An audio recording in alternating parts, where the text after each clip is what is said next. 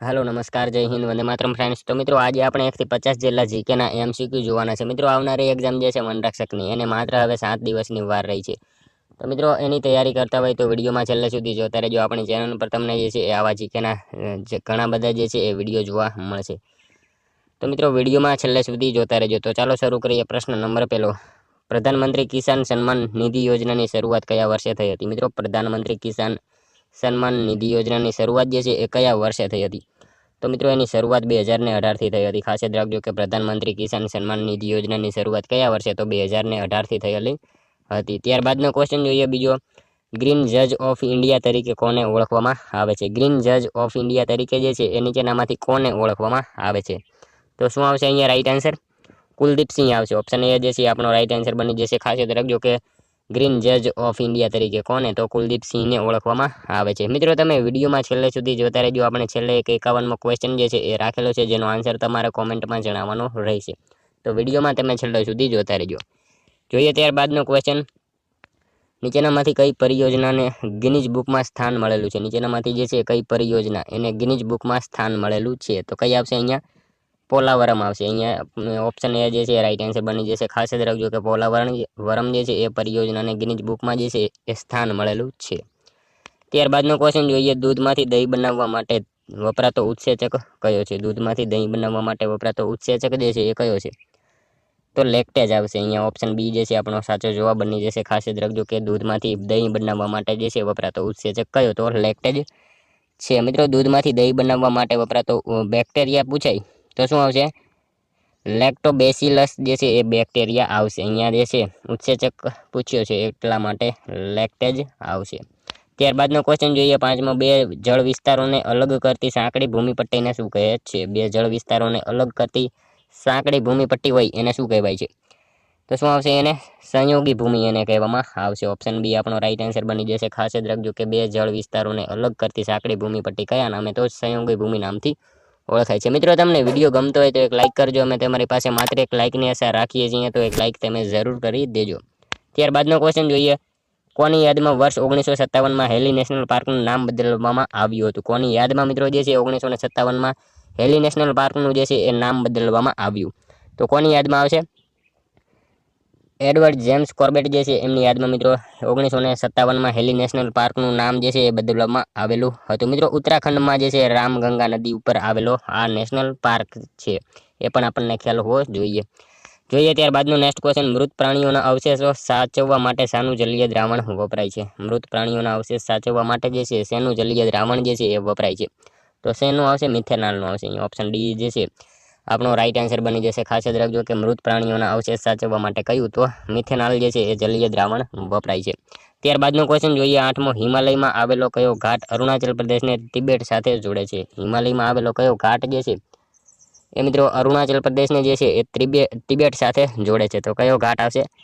અહીંયા right answer શીપકિલા આવશે। શીપકિલા ઘાટ જે છે મિત્રો હિમાલયમાં આવેલો એક ઘાટ છે, એ અરુણાચલ પ્રદેશને જે છે એ તિબેટ સાથે જોડે છે। ખાસ યાદ રાખજો। ત્યારબાદનો ક્વેશ્ચન જોઈએ, કુનો રાષ્ટ્રીય ઉદ્યાનમાં કઈ માદા ચિત્તાએ 4 બચ્ચાને જન્મ આપ્યો? કુનો રાષ્ટ્રીય ઉદ્યાનમાં મિત્રો જે છે કઈ માદા ચિત્તાએ જે છે એ 4 બચ્ચાને જન્મ આપ્યો હતો? તો જ્વાલા આવશે। જ્વાલા જે છે એ માદા ચિત્તાએ મિત્રો 4 બચ્ચાને જન્મ આપેલો હતો। ખાસ યાદ રાખજો। ત્યારબાદનો ક્વેશ્ચન જોઈએ 10મો, પ્રોજેક્ટ ટાઈગરની શરૂઆત કઈ સમિતિની ભલામણથી કરવામાં આવી? પ્રોજેક્ટ ટાઈગરની શરૂઆત જે છે મિત્રો કઈ સમિતિની ભલામણથી કરવામાં આવી હતી? તો કઈ આવશે? રણજીત સિંહ સમિતિ આવશે। અહીંયા ઓપ્શન સી જે છે આપણો રાઈટ આન્સર બનશે। ખાસ યાદ રાખજો કે પ્રોજેક્ટ ટાઈગરની શરૂઆતની જે છે શરૂઆત કઈ સમિતિની ભલામણથી? તો રણજીત સિંહ સમિતિની ભલામણથી જે છે કરવામાં આવી હતી।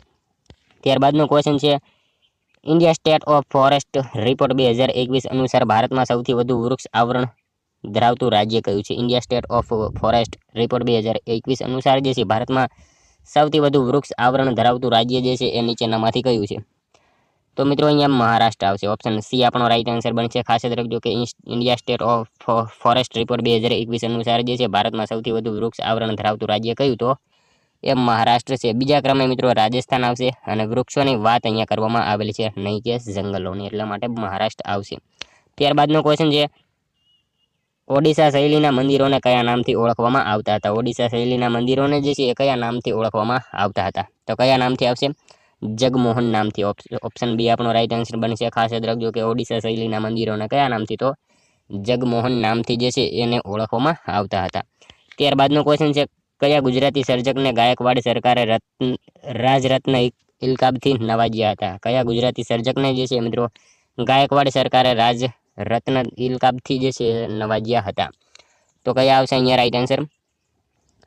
રવ Desai. Option A right answer બનશે. રમણલાલ વસંતલાલ દેસાઈ એમનો મિત્રો વાત કરીએ તો એમનો જન્મ વડોદરાના સિનોરમાં થયો હતો. અને મિત્રો એમાં જે છે યુગમૂર્તિ, વાર્તાકાર અને દેશભક્ત એ એમના બિરુદ છે, પણ આપણને ખ્યાલ હોવો જોઈએ. અને મિત્રો રમણભાઈ દેસાઈની બારેલો અગ્નિ એ એક જાણીતી કૃતિ છે, એ પણ આપણને ખ્યાલ હોવો જોઈએ. ગાયકવાડ સરકાર રાજરત્ન ઇલકાબથી એમને નવાજ્યા હતા. ખાસ યાદ રાખજો. ત્યારબાદનો ક્વેશ્ચન જોઈએ, ભારતમાં સૌથી વધારે સવાના ઘાસ કયા રાજ્યમાં થાય છે? ભારતમાં મિત્રો સૌથી વધારે સવાના ઘાસ જે છે એ કયા રાજ્યમાં થાય છે? તો મધ્યપ્રદેશમાં આવશે. અહીંયા ઓપ્શન ડી રાઈટ આન્સર બનશે. ખાસ યાદ રાખજો કે ભારતમાં સૌથી વધારે સવાના ઘાસ કયા રાજ્યમાં? તો મધ્યપ્રદેશમાં થાય છે. મિત્રો આ સવાના ઘાસ જે છે ને એ પાનખર જંગલોમાં જે છે ને એ થાય છે. અને મિત્રો આ સવાના ઘાસ એ આફ્રિકામાં વધારે થાય છે, પણ આપણને ખ્યાલ હોવો જોઈએ.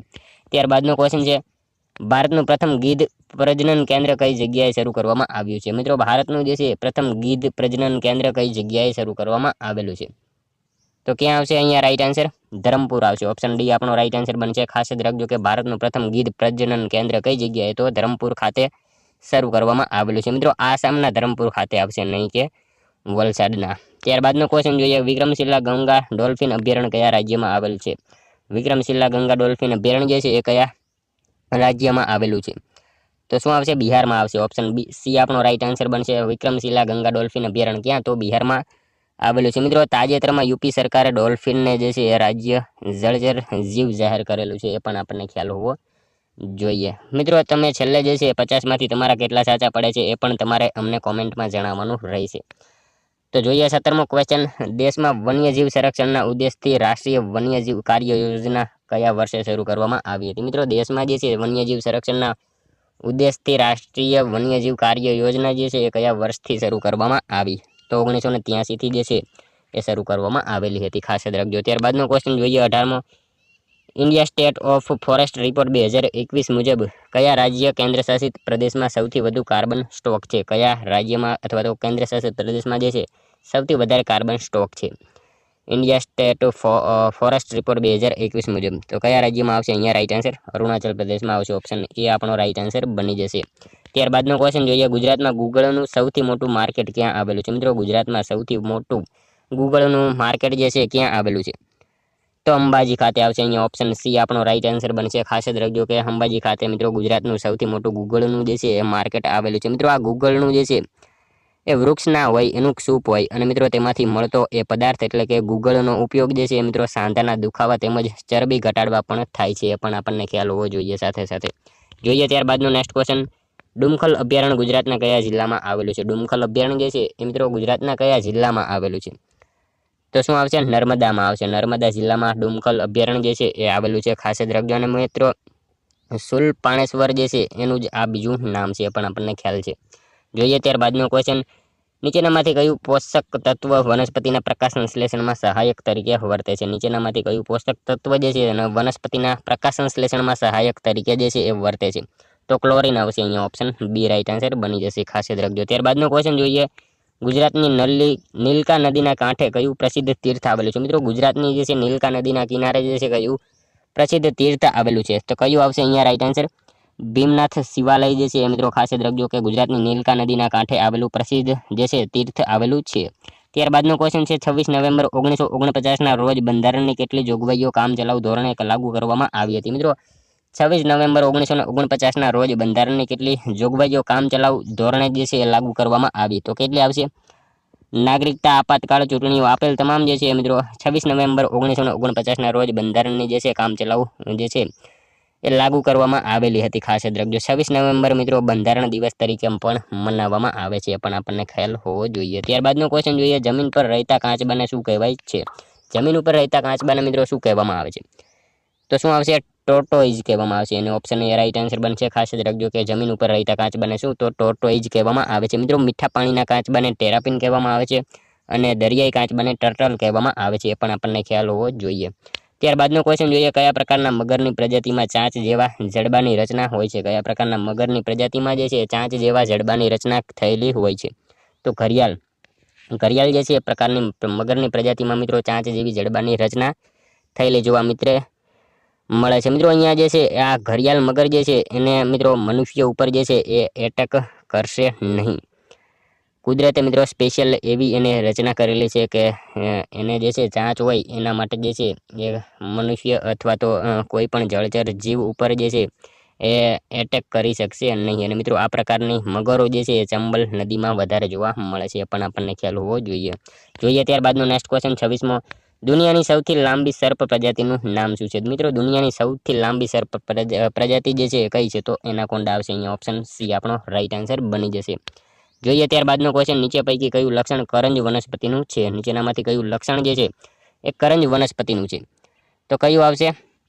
જોઈએ આપણે, મધ્યમ કદનું સદા હરિત વૃક્ષ છે, તેના બીજમાંથી તેલ કાઢવામાં આવે છે, સુશોભિત વૃક્ષ તરીકે રસ્તા ઉપર ઉગાડવામાં આવે છે. તો મિત્રો અહીંયા આપેલા તમામ વિધાનો જે છે એ સાચા બની જશે કરંજ વનસ્પતિ બાબતે. ત્યારબાદનો ક્વેશ્ચન જોઈએ, નેત્રાવલી વન્યજીવ અભયારણ્ય કયા રાજ્યમાં આવેલું છે? નેત્રાવલી વન્યજીવ અભયારણ્ય જે છે એ કયા રાજ્યમાં આવેલું છે? તો ગોવામાં આવશે. અહીંયા ઓપ્શન બી આપણો રાઈટ આન્સર બનશે. ખાસ યાદ રાખજો કે નેત્રાવલી વન્યજીવ અભયારણ્ય કયા રાજ્યમાં? તો ગોવામાં આવેલું છે.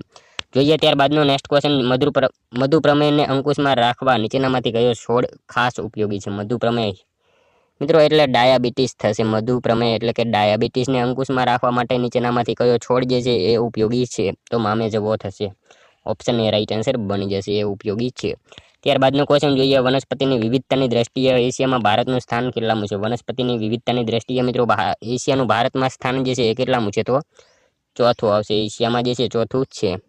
ત્યારબાદનો ક્વેશ્ચન છે, નીચેનામાંથી લીલા વૃક્ષો કપાતા અટકાવવાની ચળવળ કઈ છે? નીચેનામાંથી લીલા વૃક્ષો કપાતા અટકાવવાની ચળવળ એટલે મિત્રો ચીપકો આંદોલન થશે. આપણે સૌ જાણીએ છીએ કે લીલા વૃક્ષો કપાતા અટકાવવાની ચળવળ એટલે કે ચીપકો આંદોલન થશે. નેક્સ્ટ ક્વેશ્ચન જોઈએ ત્યારબાદનો, સેન્દ્રિય તત્વો કયા પ્રકારની જમીનમાં વધારે જોવા મળે છે? સેન્દ્રિય તત્વો મિત્રો કયા પ્રકારની જમીનમાં વધુ પ્રમાણમાં જે છે એ જોવા મળે છે? તો જંગલોની જમીન હોય એમાં મિત્રો સેન્દ્રિય તત્વો જે છે એ વધારે પ્રમાણમાં જોવા મળતા હોય છે, ખાસ યાદ રાખજો. ત્યારબાદનો ક્વેશ્ચન જોઈએ, પ્રોજેક્ટ એલિફન્ટની શરૂઆત ક્યારે કરવામાં આવી હતી? પ્રોજેક્ટ એલિફન્ટની શરૂઆત જે છે એ કયા વર્ષથી કરવામાં આવી? તો 1992. ઓપ્શન સી રાઈટ આન્સર બનશે. ખાસ યાદ રાખજો કે પ્રોજેક્ટ એલિફન્ટની શરૂઆત ક્યારે? તો 1992 થી કરવામાં આવી હતી. મિત્રો 2010માં હાથીને રાષ્ટ્રીય વિરાસત પ્રાણી તરીકે ઘોષિત કરવામાં આવેલું હતું, એ પણ આપણને ખ્યાલ હોવો જોઈએ. ત્યારબાદનો ક્વેશ્ચન જોઈએ, ગુજરાતના આદિવાસીઓ સંદર્ભે તારપુ એ શું છે? ગુજરાતના આદિવાસીઓ સંદર્ભે મિત્રો તારપુ જે છે એ શું છે? તો એક લોકવાદ્ય છે. તારપુ એક પ્રકારનું જે છે લોકવાદ્ય છે, ખાસ યાદ રાખજો. ત્યારબાદનો ક્વેશ્ચન જોઈએ 35મો, કચ્છના મોટા રણમાં કાળો અને કડવો ક્ષાર કયા નામથી ઓળખાય છે? કચ્છના મોટા રણમાં કાળો અને કડવો ક્ષાર જે છે કયા નામથી એને ઓળખવામાં આવે છે? તો એને મિત્રો ખારાસરી એને કહેવામાં આવે છે. ત્યારબાદનો ક્વેશ્ચન જોઈએ, ખેજરી વૃક્ષોના રક્ષણ માટે કયા વર્ષમાં અમૃતાદેવી બિશ્નોઈએ તેમના જીવનનું બલિદાન આપ્યું? ખેજરી વૃક્ષોના રક્ષણ માટે જે છે કયા વર્ષમાં અમૃતાદેવી બિશ્નોઈએ જે છે તેમના જીવનનું બલિદાન આપ્યું હતું? તો 1731માં જે છે મિત્રો એમના જીવનનું બલિદાન એમને આપેલું હતું. મિત્રો 363 લોકોએ બલિદાન આપ્યું હતું આ આંદોલન વખતે. મિત્રો આ આંદોલન જે છે એ રાજસ્થાનમાં થયેલું હતું, એ પણ આપણને ખ્યાલ છે. અને મિત્રો આ વૃક્ષો ન કાપવાનો આદેશ જે છે 363 લોકો મૃત્યુ પામ્યા પછી અજીત સિંહે આપેલો હતો, એ પણ આપણને ખ્યાલ હોવો જોઈએ. સાથે જોઈએ ત્યારબાદનો next question, biomedical waste rules કયા વર્ષમાં લાવવામાં આવ્યા? બાયોમેડિકલ વેસ્ટ રૂલ્સ જે છે એ કયા વર્ષમાં લાવવામાં આવ્યા હતા? તો 1998માં આવશે. એ રૂલ્સ જે છે એ લાવવામાં આવ્યા હતા. ત્યારબાદનો ક્વેશ્ચન જોઈએ, મરેલું તળાવ શબ્દ નીચેનામાંથી કોની સાથે સંકળાયેલ છે? મરેલું તળાવ શબ્દ જે છે એ નીચેનામાંથી કોની સાથે સંકળાયેલ છે? તો એસિડ વર્ષા સાથે આ શબ્દ જે છે એ સંકળાયેલો છે. ખાસ યાદ રાખજો, મરેલું તળાવ કોની સાથે? તો એસિડ વર્ષા સાથે શબ્દ સંકળાયેલો છે. મિત્રો જ્યારે એસિડ વર્ષા થાય ને ત્યારે પાણીની પીએચ ઘટી જાય છે, કારણ કે પાણી જે છે એસિડિક થઈ જાય અને મિત્રો પાણીની પીએચ ઘટી જાય એટલે એની અંદર જે છે માછલી અને અન્ય દરિયાઈ જીવો હોય એ પણ મૃત્યુ પામે છે. અને મિત્રો આ પ્રકારની ઘટના જે છે એકવાર અમેરિકામાં બની હતી, એ પણ આપણને ખ્યાલ હોવો જોઈએ. ત્યારબાદનો ક્વેશ્ચન જોઈએ, દુનિયાનો કયો એકમાત્ર સાપ જે માળો બનાવીને ઈંડા મૂકે છે? દુનિયાનો એકમાત્ર સાપ જે માળો બનાવીને ઈંડા મૂકે તો એ છે કિંગ કોબ્રા જે છે એ સાપ જે છે એ માળો બનાવીને ઈંડા મૂકતો સાપ છે. ત્યારબાદનો ક્વેશ્ચન જોઈએ, 40મો ઈસવીસન 1972માં સિંહોના સંરક્ષણ માટે કયો પ્રોજેક્ટ શરૂ કરવામાં આવ્યો? ઈસવીસન 1972 મિત્રો સિંહોના રક્ષણ માટે જે છે કયો પ્રોજેક્ટ શરૂ કરવામાં આવેલો હતો?